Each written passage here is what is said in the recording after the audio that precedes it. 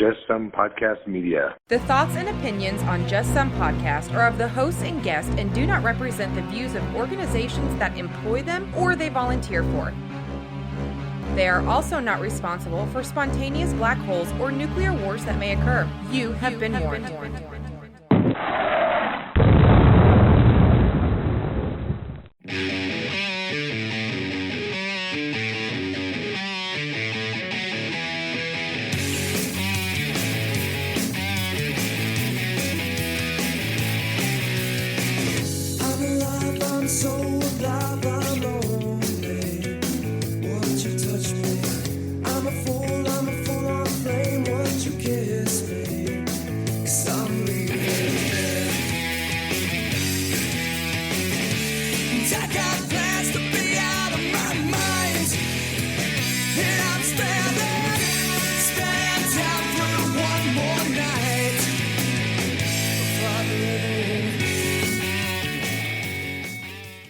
Welcome, everybody, to another fun-filled, exciting, and special episode of Just Some Podcast. This is Tom. Hey, this is Ben. Tom, why is it special? Because tonight, Ben, we are going to do another fun movie review, and we picked, last time we picked one of your all-time favorite movies, which I enjoyed, but tonight we picked one of my all-time favorite movies, which you also enjoy, so it worked out. We picked the awesome Christmas-related Scrooged, the 1988 version with Bill Murray. So that's what that music is in the background. I thought maybe there was a drunk elf in the ER, but yeah, we're going to do a Christmas movie. Yes. Oh, it is that time of year, Ben. So what other time to talk about a movie faintly related to Christmas by bringing up Scrooged? My wife and I actually got into this discussion last night when we were watching it. And I said, well, this is a Christmas movie. And she says, no, it's not. And I'm like, but it is. It is absolutely a Christmas movie, but done in such a way that I think you could, even though he talks about Christmas, so it's clearly a Christmas movie, right? Because only Christmas movies directly quote Christmas. You know what I'm saying? Right. But I think you could watch this on a Saturday night in September and stuff like, oh, yeah, that was funny. Like, it doesn't lose its charm. It just seems to gain it the closer you get to Christmas. I would agree with that. I'm not crazy. It's Christmas Eve. It's the one night of the year when we all act a little nicer. We smile a little easier. We share a little more. For a couple of hours out of the whole year, we are the people that we always hoped we would be. It's a miracle. It's really a sort of a miracle because it happens every Christmas Eve. And if you waste that miracle, you're going to burn for it. I know what I'm talking about. Just some facts on the movie in case people are not aware about it. Like you said, it is a 1988 American Christmas comedy film. It stars Bill Murray, Karen Allen, John Forsythe, Bobcat Goldthwait, Carol Kane, Robert Mitchum, and Michael J. Pollard. It was released November 23rd, 1988, and it grossed over $100 million worldwide. It received a positive response from test audiences, but was met with a mixed response because critics found the film to be too mean-spirited. Well, they suck. Tom, we were talking a little bit off air, and I did not give you the answer to this, but here's a little fun fact about the movie. So it was nominated for an Academy Award for Best Makeup and Hairstyling, but lost. What movie beat out Scrooged in 1988? So I know I'm going to hate myself when I miss this because I love movies.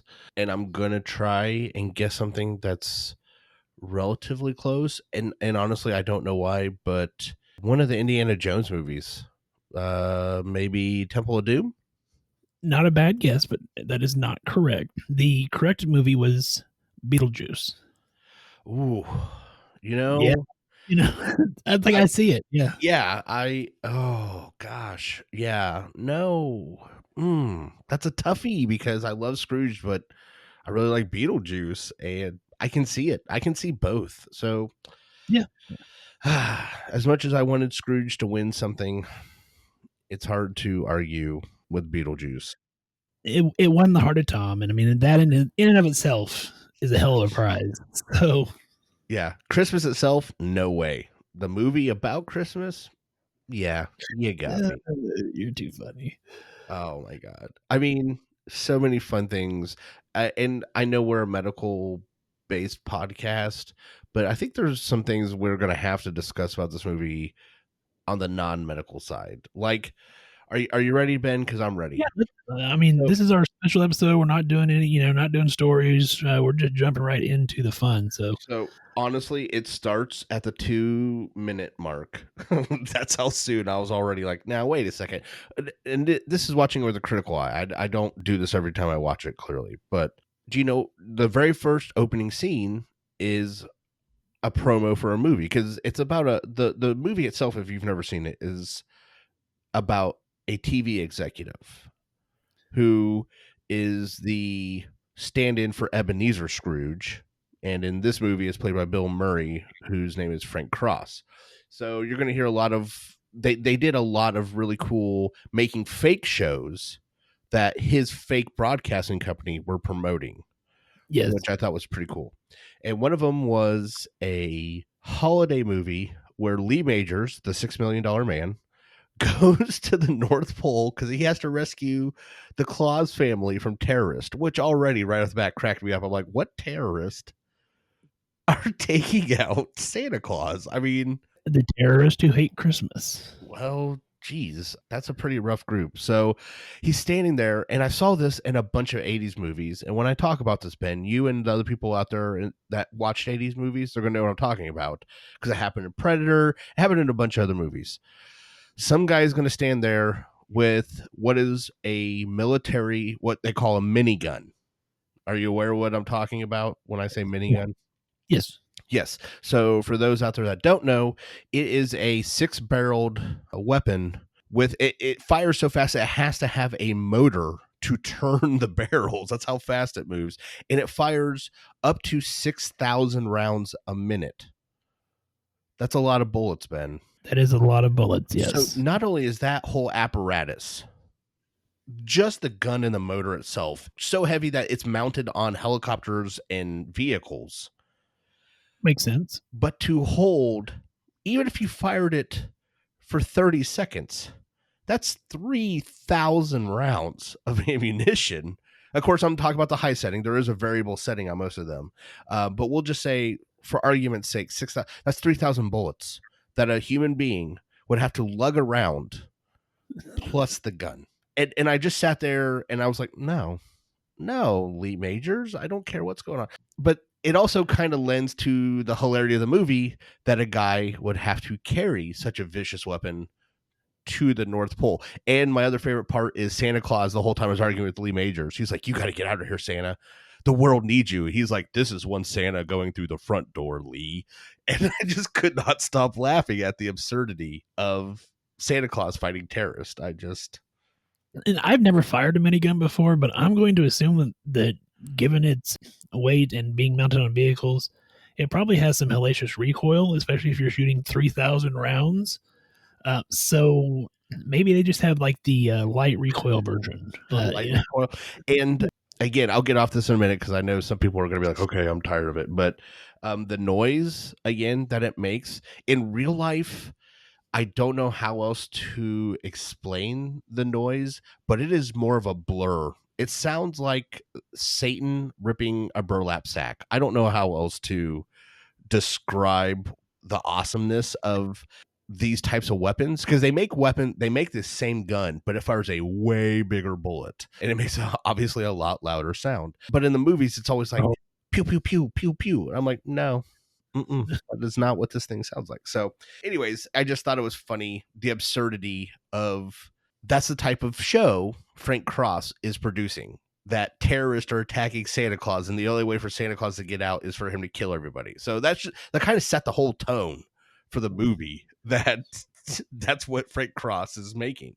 Well, Tom, I had an idea. To make room for a commercial for one of our shows, let's break this down into 2 parts. So when I initially was watching the movie for us to medically review it, I was thinking trauma. Okay. Similar to how we did Christmas Vacation. And there's a lot of that in this movie. There is. But so much other stuff outside of actual physical injury. Okay. So let's break it up into two parts. We can look at, and I don't care which part we do first, but let's do physical injury, trauma, and and then we'll take a break, and then we'll do the mental health, or we can flip flop them. I don't care either way. No, that's fine. If I go off course, let me know, because I did it chronologically. So, like, as you're watching the movie, you could follow this along and be like, oh, here's that part. So that might be a little harder, but I'll try and jump around. You can do it. I have faith in you, Tom. You are the only one. So let's get going. You go. What's your? Well, I mean, if we're going to focus on trauma first, I mean, that poor censor that must work for the network, or not for the network because he runs the network, but works for whatever federal organization is causing these censorships. But this young lady gets the shit beat out of her numerous times. She gets struck in the face with the lighting fixtures. The stage collapses on her. She gets hit by a barrel that rolls at about 10 miles an hour and probably weighs a couple 100 pounds. But at the end, I mean, she does, get her just cause, because, she's able to make out with the guy that she wants, albeit he's tied up. And I don't know how well that would play in 2020, but I mean, well, it was 88. That is one of the things I know we talked about off the air. As great as the movie is, there is a lot of stuff that you look back in retrospect and you're like, wow, in 1988 that was cool, but try that shit in 2020 and watch how many various groups protest the living shit out of this movie. Like, it's right. Whew, it was brutal. I don't know how else to say that. But it was also funny seeing some of the stuff you see him talk about that you missed either watching it the first time when you were younger or something. You're like, oh God, that is a whole different meaning now that I'm an adult. Well, okay, right at the very beginning, like they do the spoof on a Leave It to Beaver show, the wholesome classic, probably 40s or 50s television show. I'm not sure exactly what era. And the kid said something about, where's dad? And the mom's like, if there's one thing I know, it's your dad loves chasing beaver. And I just stopped. Like, I was mid drink. I was like, did she just say that shit? Like, I can't, like, oh, wow. And then, IBZ presents. Yes. Father loves beaver. Yes. And that totally over the top, produced, studio voice. So yeah, I agree with you. There was a lot of stuff I was like, I did not see that coming before. Talking about trauma, yes, that poor censor. But let's just go right to our favorite, one of my favorite whole parts, maybe favorite overall part of this whole movie, is if you're not familiar with the story of Scrooge, here it is very quickly. A guy is doing bad things. He's a bad person. Yes. A ghost from his past that in the original Scrooge, I think he wronged in some way and the guy was trying to repay him or whatever it was. But a friend comes back and says, hey, you're going to get a gift and it's going to be 3 ghosts and they're going to show you what you did wrong, what you're doing wrong, and what's going to happen if you don't fix your ways. That's the rough story of Scrooge. Yeah. And then at the end, he realizes that he's an asshole and he changes. And I got Christmas spirit, blah, blah, blah. Yeah, exactly. So the middle ghost is the ghost of Christmas Present. Yeah. Who in this movie, and I can't think of her name. What is the actress's name? Carole King, I believe. Okay. She is a very tiny blonde woman who comes into the story and beats the ever living crap out of Bill Murray for like the next 30 minutes. I mean, it literally starts off again. You miss it if you don't pay attention the first time you watch it. She literally is holding a card that says the Ballbreaker Suite as she talks to him. I'm like, wow. And then shortly after holding that up and her dancing around, she kicks him right square in she's the ball breaker. I mean, yeah, the ball breaker. Yes. Yeah. And it's hilarious even more because he's this big gruff dude and she's this tiny little girl and she talks in such a sweet voice and she's wearing a fairy costume and just proceeds to lay a sack of rocks ass whooping on this dude. in various forms. So like Ben said, the very first thing she did was kick him in the genitals, which there you go. First trauma right off the bat. Pow. Frank just got kicked in the testicles. Yes. Shortly after which she then proceeds to eye gouge him, grab him by his lip and drag him around, and then kick him so hard punch him so hard in his face that he goes unconscious.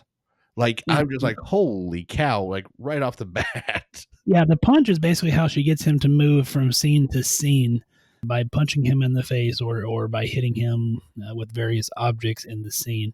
But, you mentioned the lip thing. I was doing some research for this movie. Do you know that in real life, she actually, because she didn't want to hurt Bill Murray, when they were filming, and he basically told her, no, like, you need to come at me, and it'll be, it's gonna be okay. But so a lot of the slaps were real. A lot of everything was very as close to real as they could do. And when she grabbed his lip during filming, she actually ripped his frenulum, and they had to pause filming for like 3 days for that to heal. Wow, I did not know that. Yeah, I researched that. And I was like, holy shit! But And it's funny you said that, because there are several times where you see her, because like I said, you'd have to watch the movie. She's got this cheery voice, and she's like, "Oh, your cheeks are so rosy," and then just whack, smacks him across his face. And I'm just like, now that I know that's real, that's even funnier. And then I think that leads to, Ben, I'm going to let you say it, but probably since we both repeated it several times, I know our favorite line in the entire movie. Yes. Which, by the way, just in case you want to know, comes up exactly at the 1 hour and 8 minute mark. See, I did not go all like timestamp on it. I'm impressed. I did. I told you I went chronological at first. So they're at his brother's house. She's trying to show him what he's missing with Christmas, and they get into another little skirmish, and he basically tells her, if you touch me again, I'm gonna rip your goddamn wings off. Okay? Which also made me laugh uncontrollably. So she picks up a toaster, uppercuts him with it into the next scene, to which he comes to and says,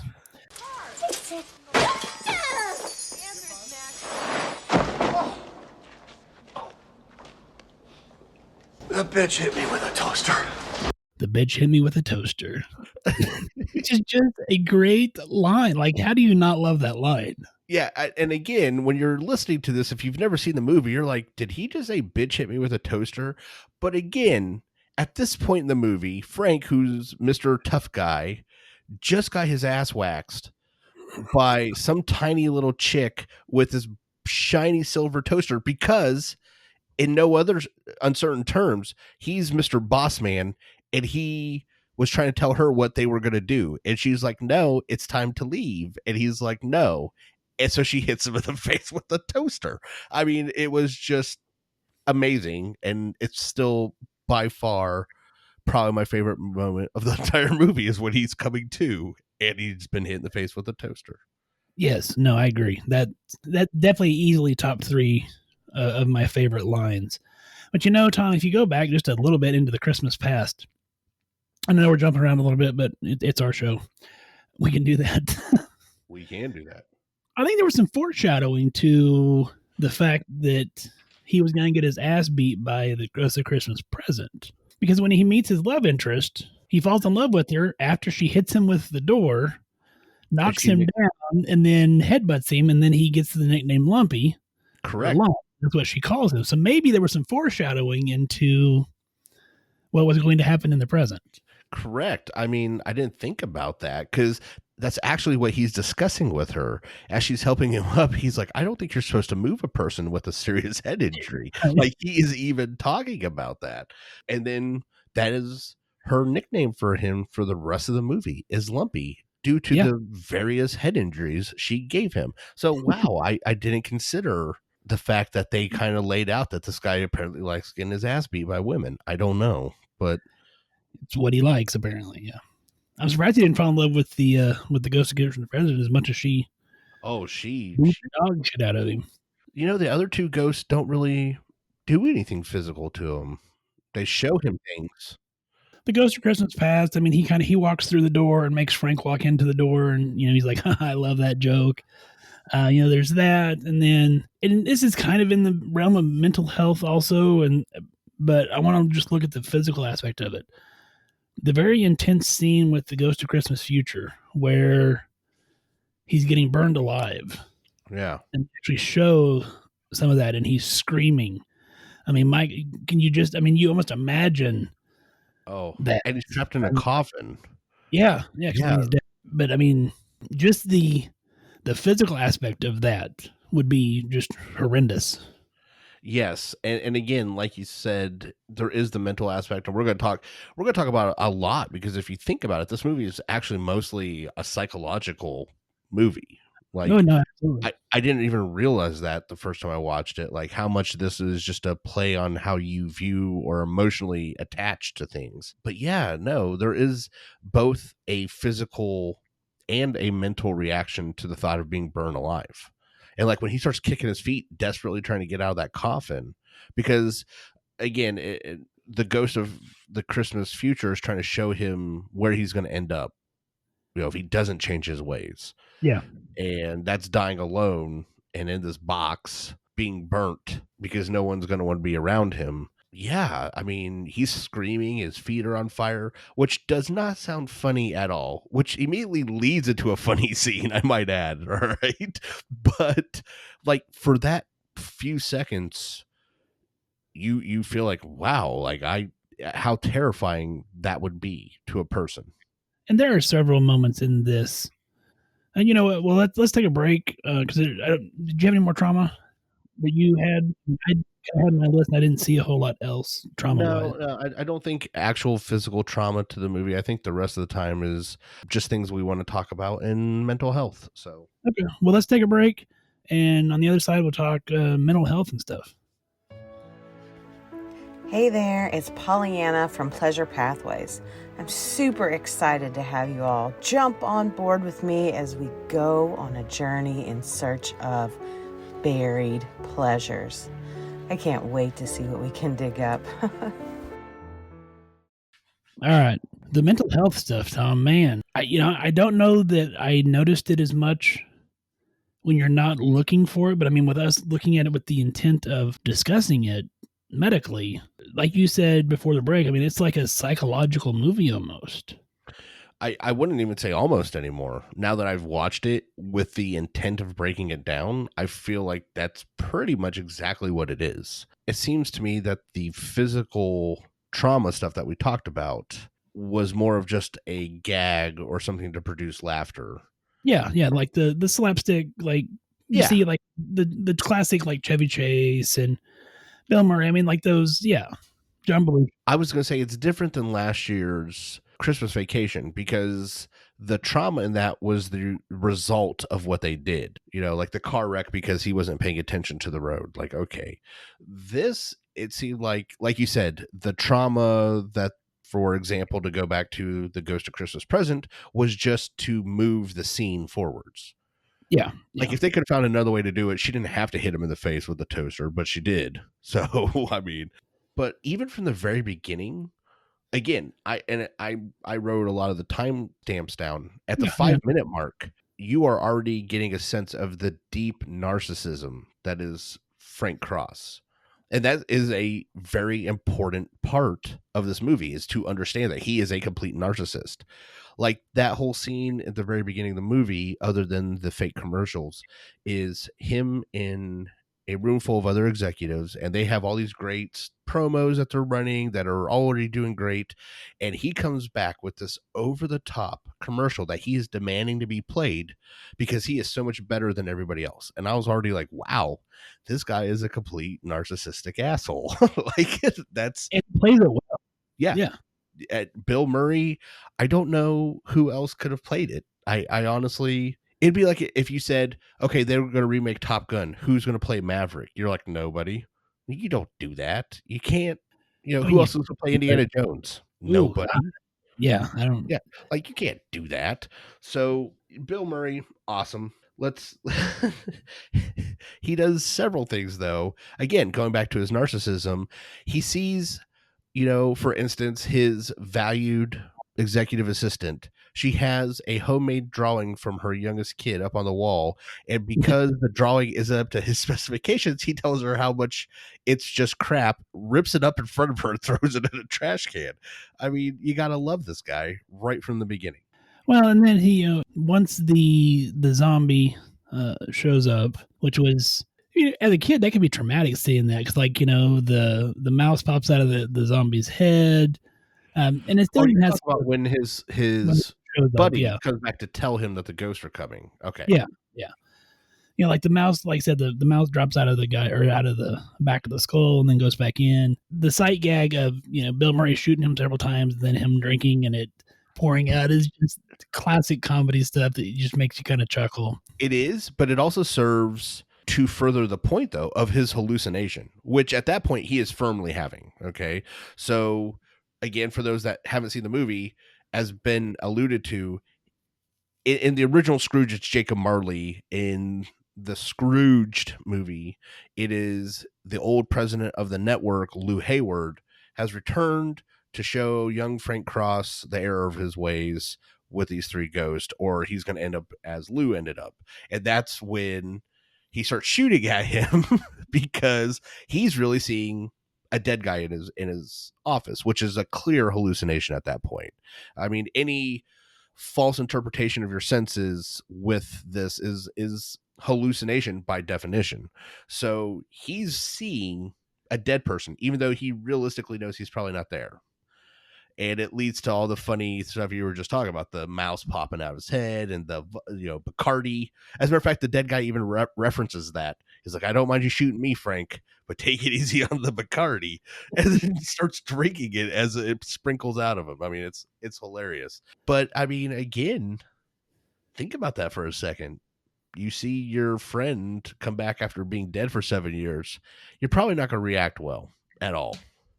And, he initially believes he is having a hallucination, and he likens it to, or I guess he blames it on the Russian vodka that he's drinking, which, I mean, if you want to talk about just that for a split second, the alcoholism that rages through this movie is, I mean, every bit of, it's not just Frank. I mean, there's numerous alcohol references. Frank is drinking through a majority of the film. Bobcat Goldthwait later on gets good and liquored up too. So yeah, I mean, lots of alcohol. I actually even wrote that as a note at the 59-minute mark when the guy says, "Oh, I got to go to lunch and grab a drink." I was like, "Holy cow! Is that like what every character?" First of all, I want this job where I can literally just have scotch all day and people pay zero attention to it. Like, that's pretty amazing. Because I am sure if we went to Mexican for lunch one day and I had 6 margaritas, when we got back, there's going to be a problem. I just feel no one's going to let that one slide. Do you get what I'm saying? So we obviously need to be TV executives, Ben, so that every day I can have some. But yes, so back to the joke is Frank says, "You're a hallucination," which at least he was correct. He did use the correct medical term. "You are a hallucination brought on by vodka, poisoned by Chernobyl." And it made me think for a second, Ben. I've never dealt with acute radiation sickness. So I decided to look up what exactly the required conditions for acute radiation, or I guess I said sickness, but it's acute radiation syndrome. And Ben, are you ready? Yes. All right. So these are the required conditions by the CDC for acute radiation syndrome, and they include the radiation dose must be large. Okay, so it needs to be at least 70 rads, though you can get mild symptoms for something as low as 30 rads. The dose must be external, so obviously it's coming from a radioactive source outside of the body. The radiation must be penetrating, so something like high energy X-rays or gamma rays would be a requirement. It has to involve the entire body, so focused radiation will not generally cause any acute radiation sickness. And the dose, not only does it have to be large, Ben, it has to be delivered in a short time.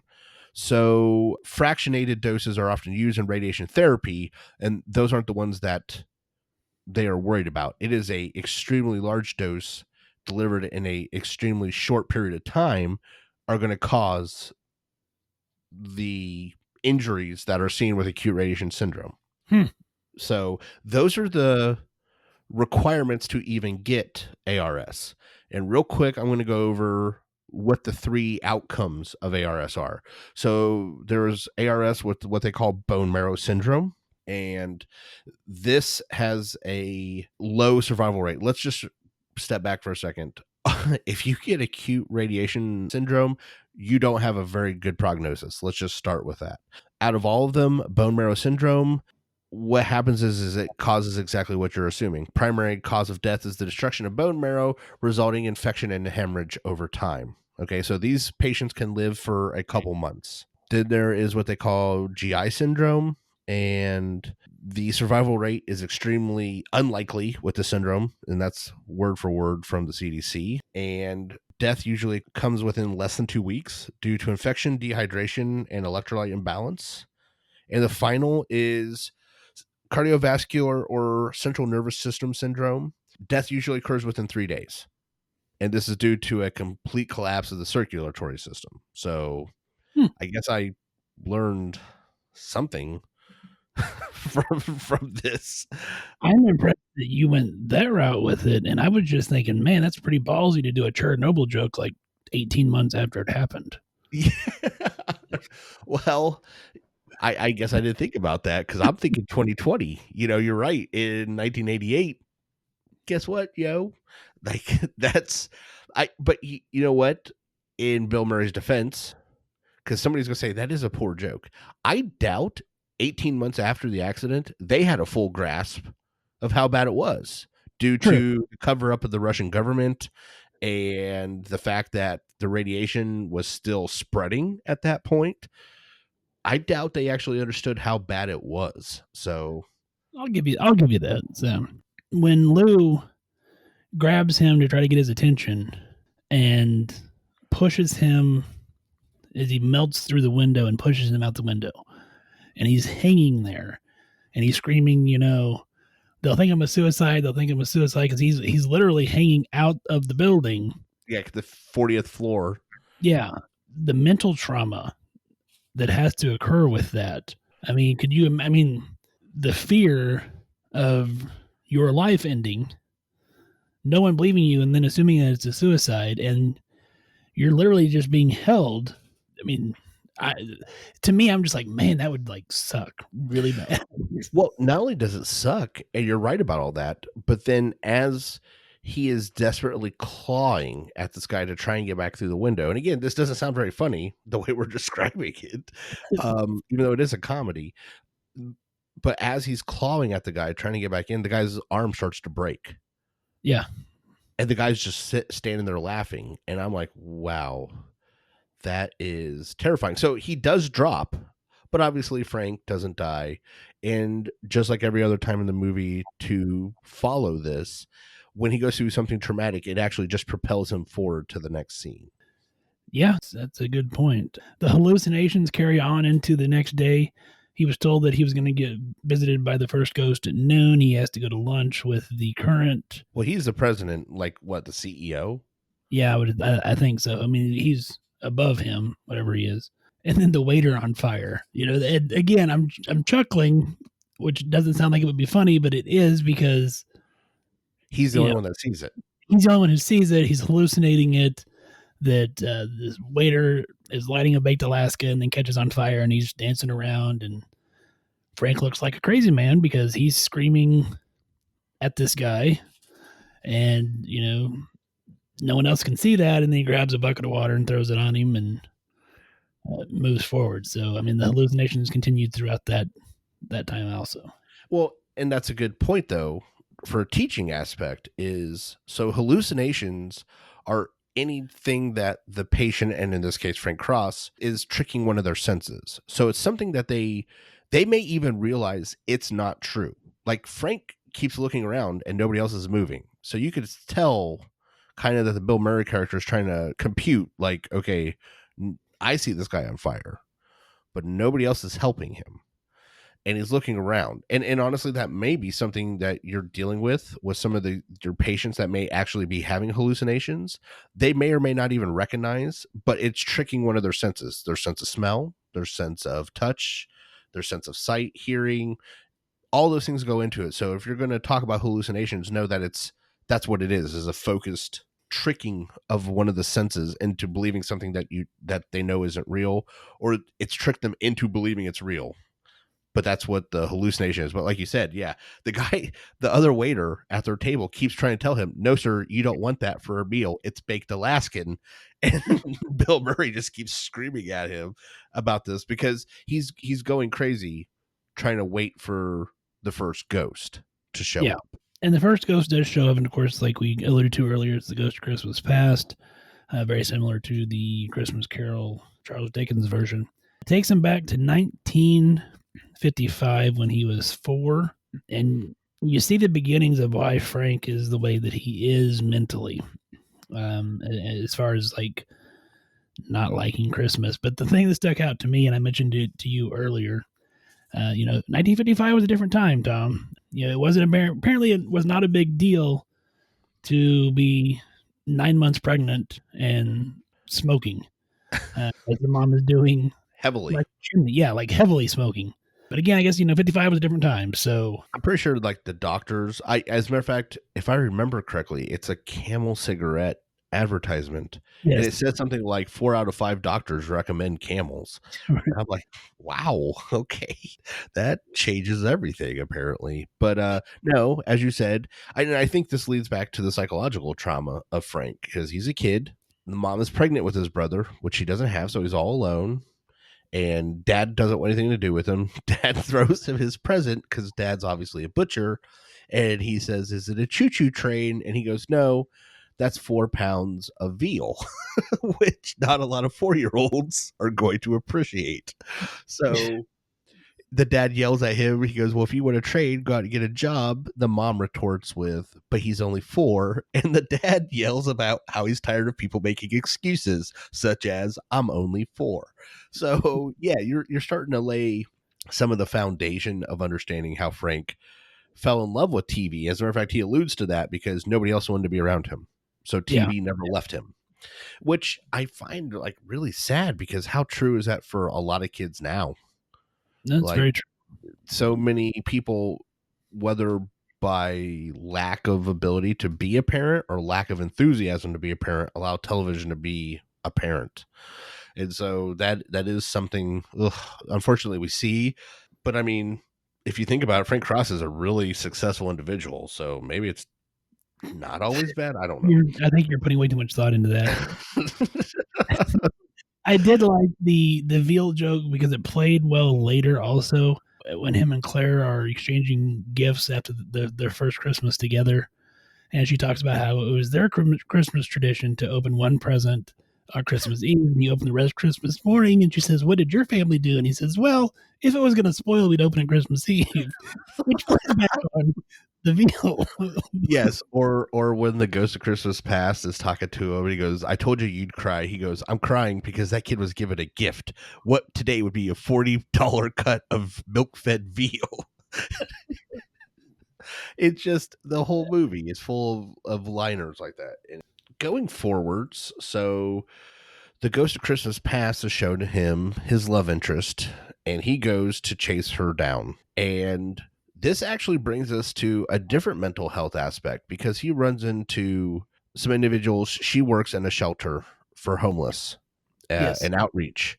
And there are several inhabitants that are coming up to Frank, and they think he's someone else, which in this case is not a hallucination. This, I think, tends to fall more towards the delusional. Like, they have convinced themselves that he is somebody else, and they keep bugging him, calling him Dick. He's Richard Burton. Yeah. They keep calling him Dick Burton. And he's like, why do you keep calling me Dick Burton? And so no matter how much he tries to convince them he's not Dick Burton, they are just dead set that he is Dick Burton. Okay. So this is where, and I'm kind of glad the movie did this, because even for me, sometimes it's like, oh, it's hard to understand what's the difference between a delusion, what's the difference between a hallucination. And a hallucination tricks your sense. Okay. But a delusion is something that you may or may not know, but you believe no matter what evidence is in front of you. So the actual person is literally telling them, I'm not Dick Burton. And they keep calling him Dick Burton. I was like, that it seems like a definition of a delusion. So when I worked in the nursing home and years ago as an LPN, we kind of talked about patients who have like dementia, delusions, and Alzheimer's, and sometimes it's easier if you temporarily step into their reality versus trying to reorient them. So like if you have an older lady who's worried because she needs to get her car fixed, or she needs to go somewhere. Sometimes it's easier to say, well, you know what, the car's in the shop. We'll make sure you get it and move on with your day, as opposed to yelling at her and telling her, no, you're in a nursing home. This is, you don't have a car. There's none of this. It's all in your head.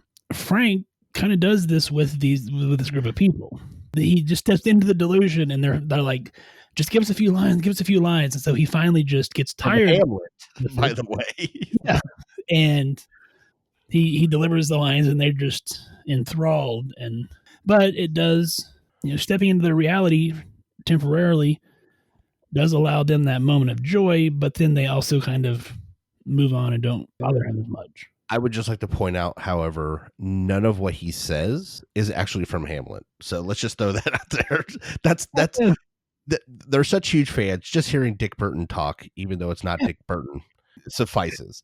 I'm going to throw out two things, though, because the rest of the scene happens. And even though Frank has made his way back to Claire, the love of his life, he pisses her off again because she is a great person. She's working with homeless. And what happens is two staff members, and I'm going to explain the scene because I'm about to say something that's probably going to go against the grain for a second.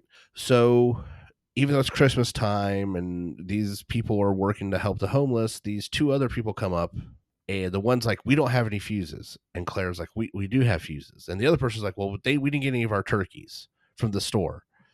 And Claire's like, okay, well, I'll show you where the fuses are, and then I'll show you how to call for the turkeys. And this is one of the times I actually agree with the Frank Cross character. Is he tells her, he's like, no, they're grown adults. Either look for the fuses or go to where the fuses are and buy some more. And then he looks at the other one. He goes, you need turkeys from an A and P. Look it up. It's under A. If it's not under A, then go to P. And I couldn't stop laughing because I find a lot of times, I've seen it in nursing, I've seen it in departments.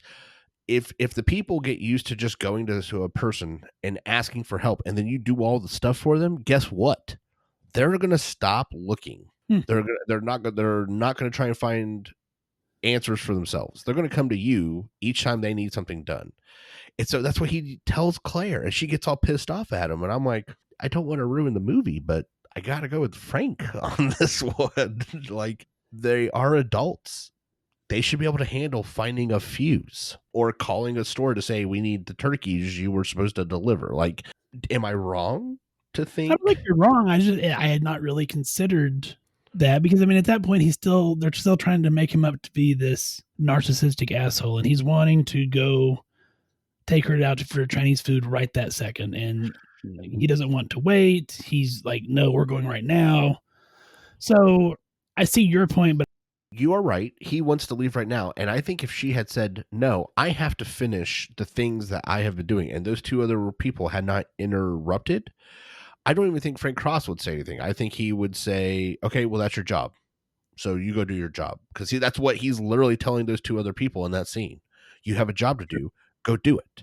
The other part that, again, I don't think is going to make me super popular is the scene where, if you go back in time, he was working on the show, and the president of the corporation at that time, Lou Hayward, the soon to be Mr. de facto Jacob Marley, says, hey, let's go out for dinner. And Frank says, okay. And Claire says, but we already had plans.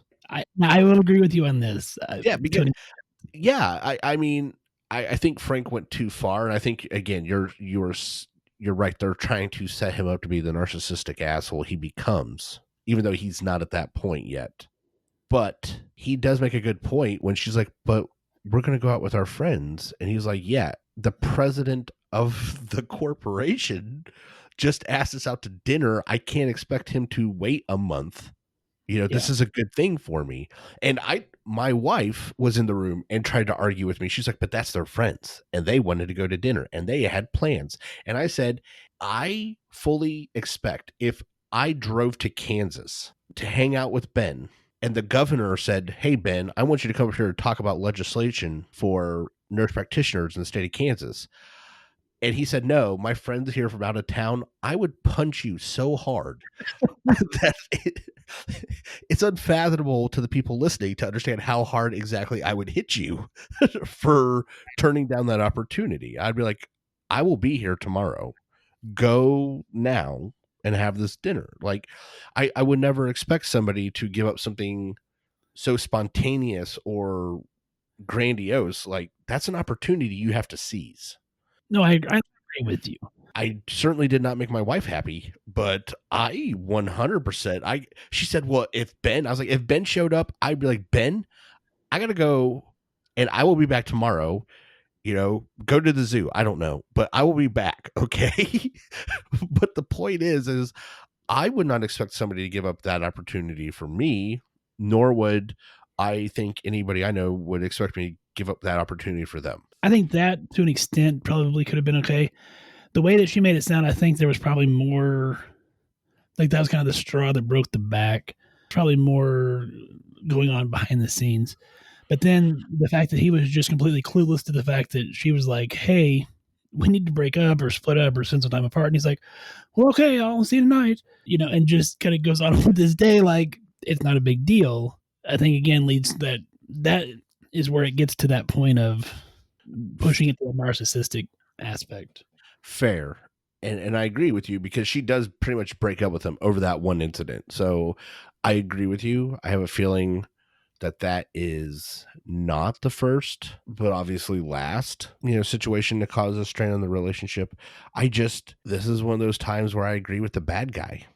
I'm like, because you're an asshole. Wrong. Maybe I am an asshole, but I'm also, I don't think wrong in this case. Fair enough. Moving forward, after the ass whipping that the Christmas present ghost lays on Frank Cross, because one of the scenes, and I told my wife this when we were watching it last night, I'm like, I can still remember this as a kid. This scene was super sad to me. And that was where the homeless guy, Herman, is down in the sewers. So when Frank left, he asked for $2 and Frank didn't give it to him. Well, he's down in the sewer, I'm assuming trying to stay warm, and out of the snow and elements. And Frank finds him and he's frozen to death. And, he's talking to him and he touches his hand and the watch that he was holding kind of drops a little bit. And that to me just resonated. And it still made me sad to sit and watch that. I think it's sad, and I think it was a learning lesson for that character, and maybe for people watching the movie that didn't think about it, that there are people outside right now, cold and hungry, and they don't have anywhere else to go. Yeah. And I think that was part of what it was trying to teach him, and maybe a lesson to teach everybody watching, because he had a blanket, he had a blanket and he had all that stuff, and it still was enough, and that there's people that are going to suffer while everybody else is rejoicing, that there are people that are going hungry while we're all eating, that there are people that are freezing while we're all inside and warm. And humanity needs to be more than just that little bit, like that few people that are willing to go out and help. So I think it was a great lesson to make you feel something or sit and think about, because that's what Frank starts realizing that minute. He starts to yell at the dead body, which again sounds macabre when you're saying it, but it makes sense in the scene of the movie because he just found Herman. And even though he only met Herman that one time and Herman really bugged him, he's yelling at Herman. He's like, you're an idiot. Why did you stay with Claire? Yeah, you would have had a roof over your head and you would have had food to eat, but instead you suffered and now you died. And I think that's when it starts to hit him. Claire can't do everything by herself. People like him have to be part of the solution that they are proposing. So I think it's a really deep meaning. It's not something, like you said, I was a kid when this movie came out. I certainly didn't gather all that as a kid watching it. I just gathered like, oh, poor Herman. Well, and see, and for me, it was like, oh, poor Herman. And then I guess as a kid, I thought, oh, well, because it was part of the ghost thing, that he's going to be okay or whatever. And you find out and I didn't notice it until again I watched it back this time. Herman's dead. Like even at the end of the movie, like because he's up the ghost the angels. At the end, I'm like, they fucking killed Herman. Herman.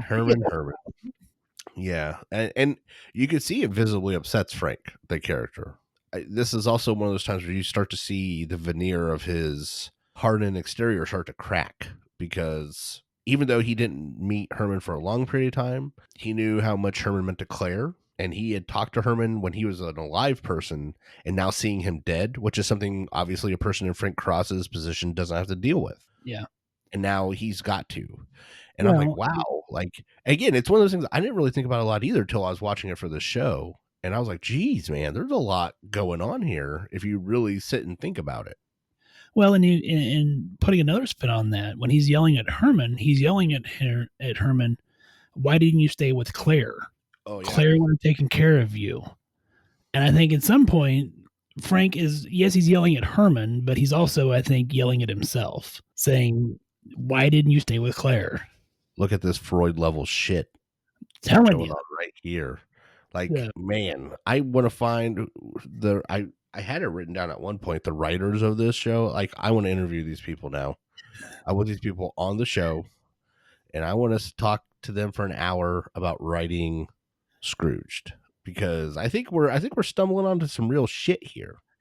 I think we are. Like kind of like we did with Christmas Vacation. Cousin Eddie was the smartest one there. And Cousin Eddie was the shitter's full was the truest words. I'm like, wow.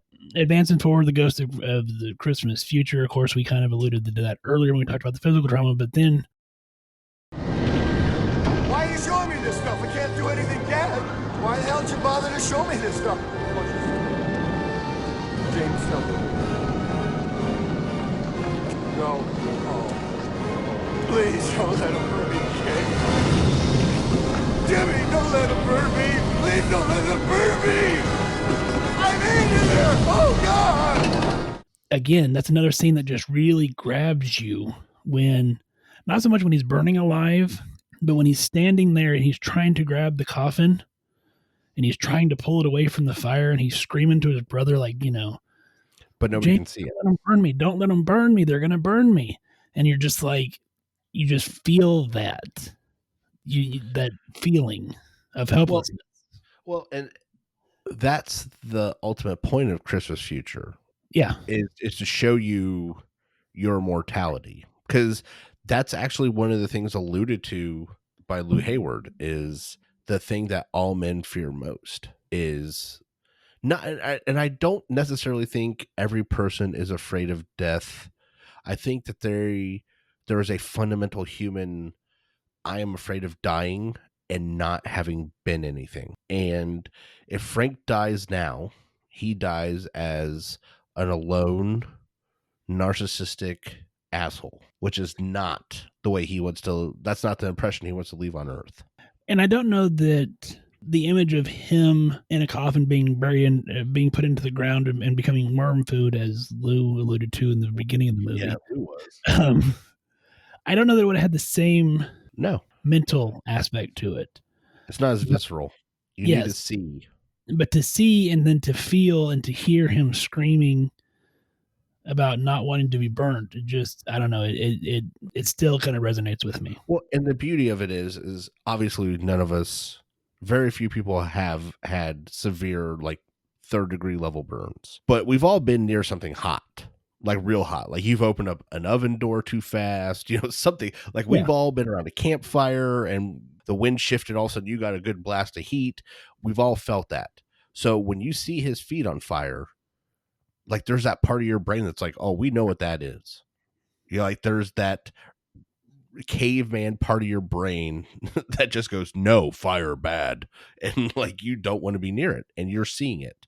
So again, I think you're right. I think if they had just done the funeral scene, it's not, it's scary, but to think about your own feet being on fire, Like it takes its toll. Yeah. I think wrapping it up, because we're kind of getting to the end of it, and I think this may be a portion that we talk quite a bit about. I don't know, potentially. Grace's kid, Tom.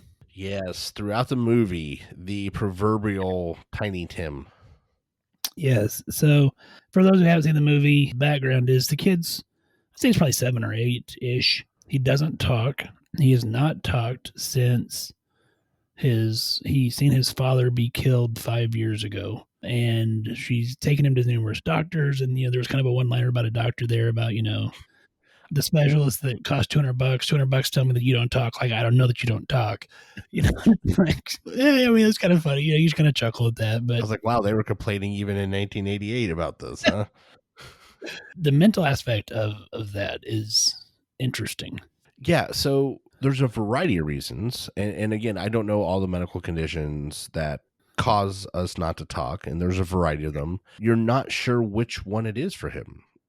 Is it actually a physical inability because of something? Is it just a mental lockup, or is it he just isn't? So I feel for the provider that had to see that kid, because the mom wants an answer that honestly he may not have. And often I feel, for me in primary care, that there are far too many times, I shouldn't say far too many, but it feels like a lot, where somebody wants some kind of concrete answer, and I'm like, I don't have it. I'm going to try and help you find it. I know the direction we're going to go in for treatment, but I think Grey's Anatomy and all these other movies or shows have set up this false perception that providers are going to be able to look at you and within 5 minutes have a plan of care to treat everything under the sun.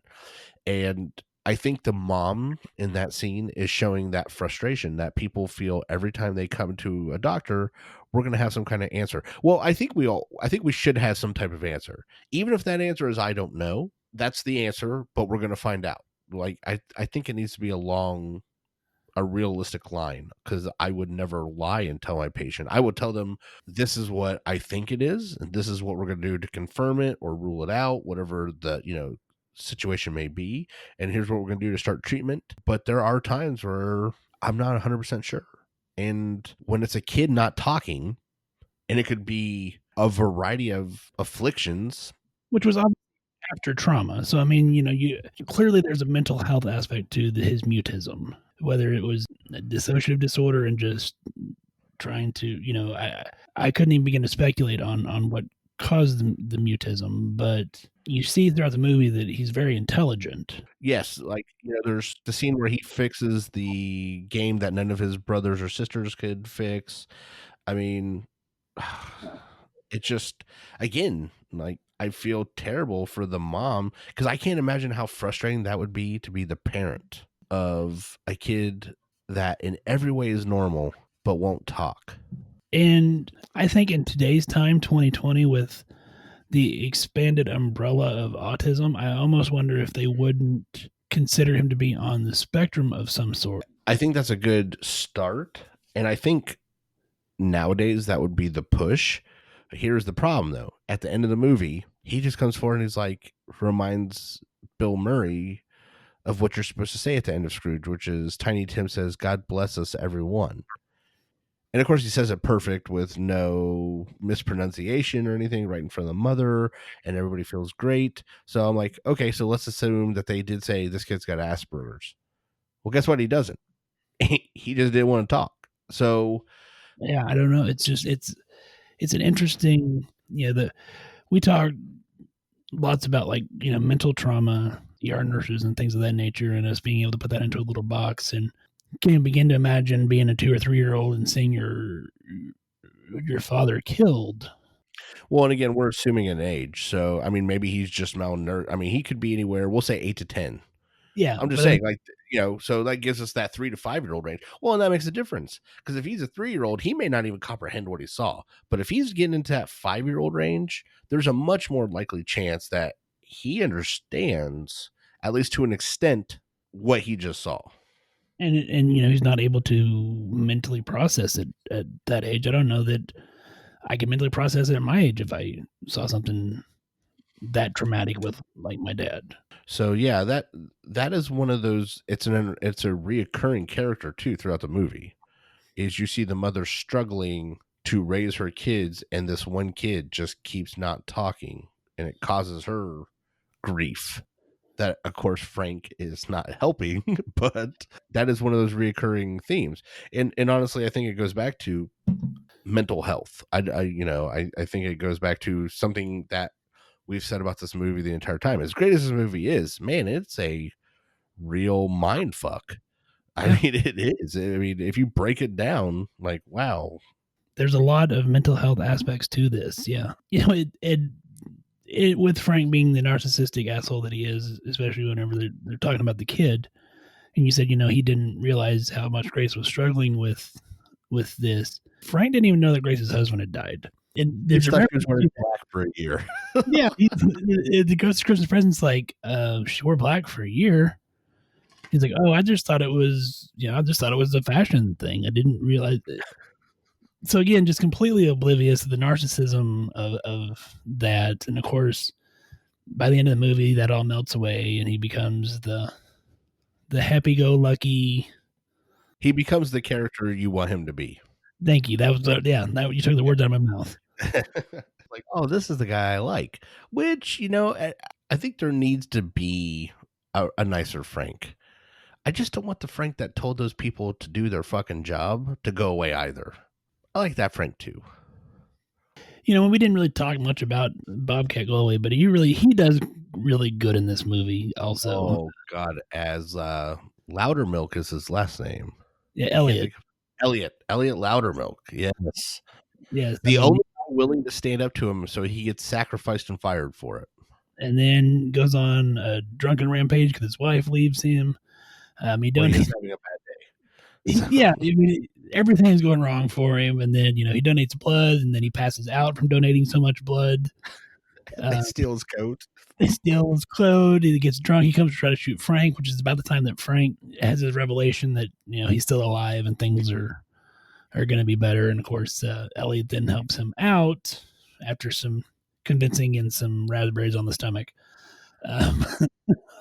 Which again made one of my favorite lines of the whole movie. Oh yeah, probably my second.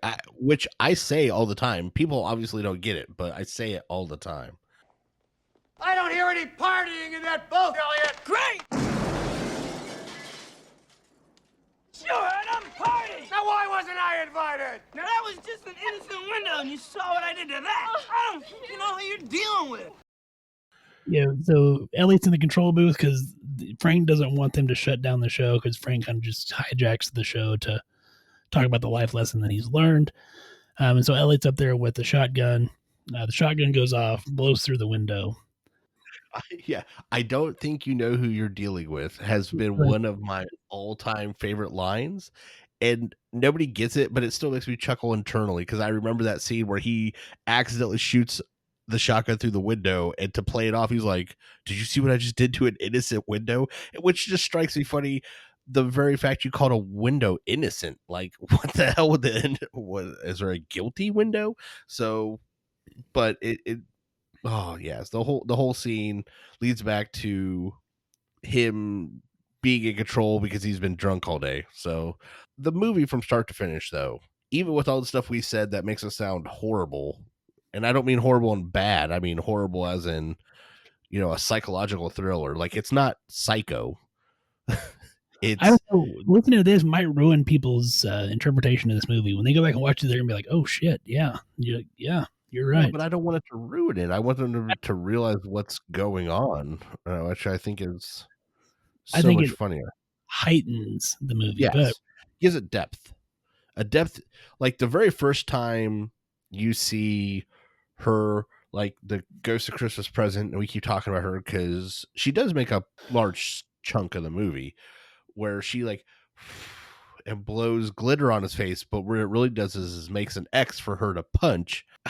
But you realize what it's doing is it's moving the character along. So she's not knocking him out just to knock him out. She's knocking him out so that he can move forwards. And you're like, oh, I get it. And also, I think it's funny because no one's ever pushed him around. So the juxtaposition of this tiny girl being the one to finally push him around is just hilarious. It just works. It works on every level. It does work on every level. And so, wrapping up, I still think it's a great movie. I would still say, like, I would watch this over and over because it's just that good of a movie, and Bill Murray is that good of an actor. And I'm sure you feel the same way. Like you said, this is one of your favorite, if not your favorite, Christmas movie. Here's my question to you, Tom, and I didn't pose this earlier.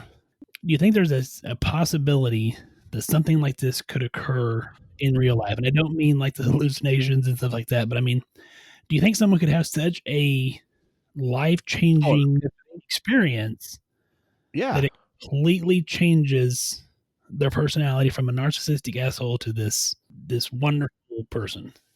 Absolutely. 100%. I believe. Do I think it happens to every person? Even if a person has an epiphany? No. But I 100% know that there are people out there that if you give them the right trigger, that they're going to change. Here's the thing, though, okay? Sometimes it's from good to bad, right? Sometimes there's a really great person and life just has kicked him in the ding-ding one too many times, and he's done. He is no longer Mr. Nice Guy. It's no less an epiphany. It's just not the one we want. What's the movie with Michael Douglas? Is it Walking Tall? No, Falling Down. Falling Down, yes. Yes. That's one guy who's been kicked in the ding-ding one too many times. He just... What's a whammy burger? And again, you're going to have to just watch that if you want to know what that's about. But no, I think in real life, 100% that and I'm even willing to go a little further. I would say the vast majority, like over 90% of the human population is vulnerable to that condition. And the reason I say that is because I understand that if you grew up in Nepal or you grew up in Zaire or you grow up in California, you clearly are going to have a different perspective on life. But I think the human animal at some basic level, our brain works the same way. And that if there is something that can change us, I think that there can in every culture and every society for the majority of people. I think that there is something that can change how you see or do things. I mean, again, I could be completely wrong on that, but I don't think America is unique in people having an epiphany. I mean... Oh, I agree. And I was mainly just kind of trying to get discussion on that because, yeah, I mean, I do think that it certainly... again, it goes back to what do you think would have to take place? I don't know. I really don't.